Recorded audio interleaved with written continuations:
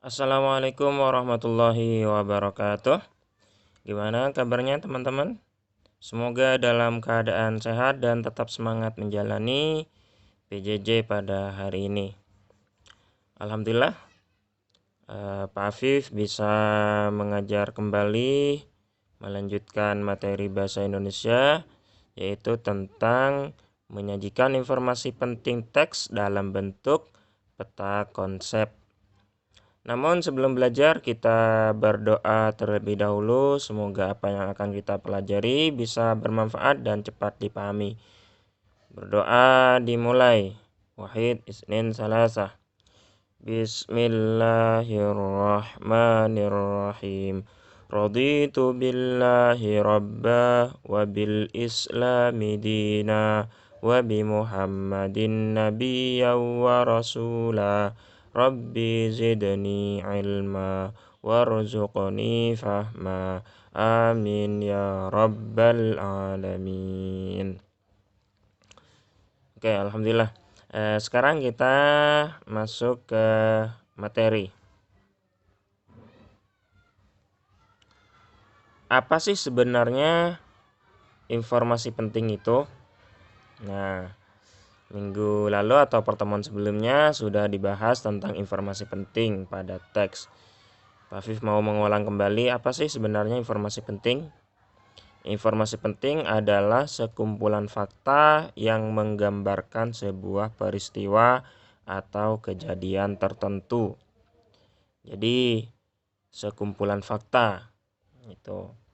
Dan kita harus menginformasikannya itu sesuai kejadian yang terjadi, sesuai fakta. Yang kedua, untuk mencari informasi penting bisa dicari dengan menjawab pertanyaan-pertanyaan yang menggunakan kata tanya. Oke, Pak Afif mau nanya, ada berapa kata tanya yang bisa kita gunakan dalam mengumpulkan informasi penting? Ayo, Bapak hitung 1 sampai 5. 1, 2, 3, 4, 5. Oke, bagus. Ternyata masih ingat ya. Ada 6 yang kita kenal atau kita rangkum biar cepat ingat dengan kata adik Simba. Oke. Adik Simba. Nah, ada apa? Yaitu digunakan untuk menanyakan nama benda, sebab, akibat, judul atau tema dari suatu teks. Ada di mana? Di mana digunakan untuk tempat atau latar. Kapan digunakan untuk waktu kejadian. Siapa? Yaitu untuk menanyakan tokoh utama atau tokoh pendukung. Mengapa? Digunakan untuk menanyakan alasan atau masalah pada suatu teks tersebut. Bagaimana? Digunakan untuk menanyakan cara membuat atau proses atau urutan. Bahkan bisa digunakan untuk pendapat atau sikap. Itu. Jadi ini adalah kata tanya yang biasa kita gunakan untuk mencari informasi pada satu teks, yaitu adik Simba. Apa, di mana, kapan, siapa, mengapa, dan bagaimana. Selanjutnya kita mendengar atau peta konsep. Mendengar peta konsep. Apa sih peta konsep itu? Peta konsep atau peta pikiran adalah suatu cara menyajikan informasi yang kita peroleh dari suatu teks dalam bentuk diagram. Nah, baik itu ada yang diagram garis dan segala macamnya. Nah, itu adalah peta konsep. Jadi, kita konsepkan, memperkecil lagi. Contohnya ada teks yang panjang. Teks yang panjang. Kita ingin meringkas teks tersebut. Nah, kita bisa menggunakan peta konsep atau peta pikiran. gitu, dan mapping dan segala macamnya. Kita masuk ke contoh. Nah, contoh 1. Wisata hutan Desa Bumi Gemilang. Wisata hutan Desa Bumi Gemilang. Desa Bumi Gemilang terkenal akan sumber daya alam hutan yang berlimpah. Namun, hutan ini sangat sunyi. Selama bertahun-tahun, penduduk Desa Bumi Gemilang mencari kayu bakar sebagai mata pencaharian di hutan ini. Kegiatan penduduk yang secara terus-menerus tersebut membuat beberapa pemuda jenuh. Menurut mereka, hutan di desanya sangat indah dan berpotensi untuk dijadikan hutan wisata. Pepohonan pinus yang rimbun, udara yang sangat sejuk, serta pemandangan yang indah menjadi alasan utama mereka ingin mengubah hutan tersebut menjadi wisata hutan. Awalnya, ide dari beberapa pemuda desa tersebut tidak disetujui oleh penduduk lainnya.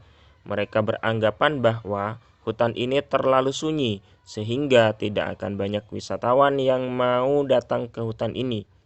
Namun, Danar, salah satu penggerak pemuda desa tersebut, tidak kehilangan akal. Ia mengumpulkan foto-foto serta video yang berisi pemandangan alam di sekitar hutan, lalu mengunggahnya ke media sosial. Respon sangat baik diterima masyarakat. Masyarakat mulai berdatangan menuju hutan wisata ini. Mengetahui semakin banyak pengunjung, penduduk desa pun membangun sarana dan prasarana yang mereka perlukan, seperti toilet umum, jalan, dan menjual cenderamata. Nah, ini kan teksnya teks panjang ya. Kita ingin menjadikan teks ini dalam bentuk peta konsep agar lebih ringkas dan mudah dipahami. Gimana caranya? Pertama, kita buat judulnya dulu. Judulnya adalah Wisata Hutan Desa Bumi Gemilang. Nah, jangan lupa ketika kita membuat peta konsep, itu harus mewakili dari pertanyaan tadi, dari adik Simba tadi gitu. Namun tidak semua pertanyaan itu ada dalam teks tersebut, tidak semuanya. Nah, kita ringkas. Yang awalnya judul Wisata Hutan Desa Bumi Gemilang, ada informasi apa dalam teks tersebut? Nah, hutan diusulkan untuk dibuat menjadi wisata hutan Bumi Gemilang. Nah, hutan pinusnya tadi itu. Nah, ada apa lagi? Pemuda Desa Bumi Gemilang. Ada apa lagi? Mereka merasa karena mereka jenuh dengan mata pencarian mereka yang hanya mencari kayu bakar di hutan. Ada apa lagi? Danar mengumpulkan foto serta video pemandangan alam di hutan, lalu mengunggahnya ke media sosial. Nah, ini info dari teks tersebut kita sudah buat dalam bentuk peta konsep. Nah, ini yang Bapak ringkas insya Allah sudah mewakili dari beberapa kata tanya. Nah, coba kita lihat. Nah, ini apa yang diusulkan untuk dibuat wisata di Desa Bumi Gemilang? Nah, jawabannya apa? Hutan diusulkan untuk dibuat menjadi wisata hutan Bumi Gemilang. Gitu. Jadi kalau sudah diringkas harus mewakili atau bisa menjawab dari kata tanya. Nih. Coba kita lihat kira-kira pertanyaannya apa? Nah, ini siapa? Karena di sini objeknya adalah orang ya, para pemuda. Jadi pertanyaannya adalah siapa yang mengusulkan dibuatnya hutan wisata? Yaitu adalah para pemuda Desa Bumi Gemilang. Selanjutnya, di situ juga ada rangkuman yaitu karena mereka jenuh dengan mata pencarian. Mereka yang hanya mencari kayu bakar di hutan. Ini adalah alasan. Berarti kalau alasan itu sebaiknya pertanyaannya gimana? Nah, mengapa para pemuda mengusulkan dibuat hutan wisata? Begitu. Jawabannya apa? Karena mereka jenuh dengan mata pencarian mereka yang hanya mencari kayu bakar di hutan. Selanjutnya ada danar, mengumpulkan foto serta video pemandangan. Nah, ini adalah pertanyaannya seperti apa kira-kira. Nah, ini adalah cara danar. Itu berarti pertanyaannya adalah bagaimana cara danar memperkenalkan wisata hutan bumi gemilang. Nah, itu peta konsep dari wisata hutan desa Bumi Gemilang. Kita buat ringkas. Kalau dibuat ringkas, ingat Bapak ulang lagi, harus mewakili kata tanya dari adik Simba tadi. Tuh. Kita masuk ke contoh selanjutnya. Udara bersih di desa dan kota. Ini membandingkan yaitu udara di desa dan udara di kota. Udara bersih memang sangat menyegarkan. Tempat yang memiliki udara bersih di sekitarnya biasanya dicirikan dengan banyaknya pepohonan. Pepohonan rindang dapat ditemukan di pedesaan atau pegunungan. Di daerah tersebut, pepohonan dan sawah membentang luas sejauh mata memandang, sehingga tidak hanya udara bersih saja yang menyegarkan, tetapi juga pemandangan alam yang menyegarkan mata. Namun, daerah dengan pepohonan tersebut tidak hanya dapat kita temukan di pedesaan. Sebenarnya, di perkotaan pun kita dapat menemukan tempat seperti itu, misalnya di hutan kota. Hutan kota merupakan fasilitas umum yang disediakan oleh pemerintah kota untuk mengurangi polusi udara. Warga yang tinggal di kota juga dapat menikmati udara bersih di tengah-tengah kepadatan aktivitas kota yang pada umumnya menghasilkan polusi atau udara kotor. Nah, ini ada teks yaitu tentang udara bersih dan di desa dan kota. Kita ingin buat dalam peta konsep agar semakin ringkas.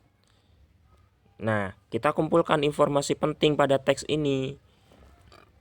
Kira-kira apa informasi pentingnya? Setelah kumpulkan informasi penting, baru dibuatlah peta konsep. Yuk kita buat peta konsepnya. Pertama jangan lupa judulnya. Judulnya adalah udara bersih di desa dan kota. Setelah itu informasi penting apa saja yang ada pada teks tersebut. Nah, tempat yang biasanya dicirikan dengan banyaknya pepohonan. Terus apalagi? Pepohonan dan sawah membentang luas sejauh mata memandang yang dapat menyegarkan mata. Apalagi informasi pentingnya? Hutan kota. Apalagi? Agar warga yang tinggal di kota juga dapat menikmati udara bersih di tengah-tengah kepadatan aktivitas kota yang pada umumnya menghasilkan polusi atau udara kotor. Nah, ini adalah informasi penting pada teks tersebut. Nah, ini kira-kira sudah mewakili dari kata tanya enggak? Insya Allah sudah ya. Coba kita lihat sudah mewakili atau belum. Nah, di mana tempat yang biasa memiliki udara bersih? Tempat yang biasanya dicirikan dengan banyaknya pepohonan. Jadi yang banyak pepohonan biasanya di situ udaranya bersih. Bagaimana kondisi pedesaan? Nah, bagaimana itu kata tanya adalah bagaimana kondisi pedesaan. Kondisi pedesaan digambarkan yaitu pepohonan dan sawah membentang luas sejauh mata memandang yang dapat menyegarkan mata. Apa nama tempat yang memiliki udara bersih di kota? Yaitu hutan kota. Hutan kota adalah tempat yang memiliki udara bersih di perkotaan. Gitu ya. Selanjutnya adalah mengapa hutan kota dibuat? Nah, mengapa hutan kota dibuat? Agar warga yang tinggal di kota juga dapat menikmati udara bersih di tengah-tengah kepadatan aktivitas kota yang pada umumnya menghasilkan polusi atau udara kotor. Nah, ini adalah peta konsep dari teks udara bersih di desa dan kota. Kita rangkum dalam bentuk peta konsep. Oke, teman-teman. Selanjutnya adalah latihan. Buka ibu kalian tema 2 halaman 29 sampai 30. Di situ ada teks yang berjudul Saatnya Menikmati Nuansa Nature and Heritage di Kopeng. Nah, di situ ada teks. Kalian baca dengan baik, dengan seksama, dan kalau sudah membacanya, kalian sajikan dalam bentuk peta konsep. Dirubah atau diringkas dalam bentuk peta konsep. Jangan lupa kerjakan di buku tulisnya. Kenapa? Agar kalian biasa menulis sehingga tulisan kalian rapih dan enak dibaca. Jika ada pertanyaan, silakan tanyakan ke wali kelas kalian, dan Bapak cukupkan materi sampai di sini. Kita tutup pertemuan kali ini dengan membaca hamdalah dan doa kafaratul majlis. Alhamdulillahirabbil alamin. Subhanakallahumma wa bihamdika asyhadu an la ilaha illa anta astaghfiruka wa atubu ilaik. Terima kasih. Mohon maaf jika ada kesalahan. Wassalamualaikum warahmatullahi wabarakatuh.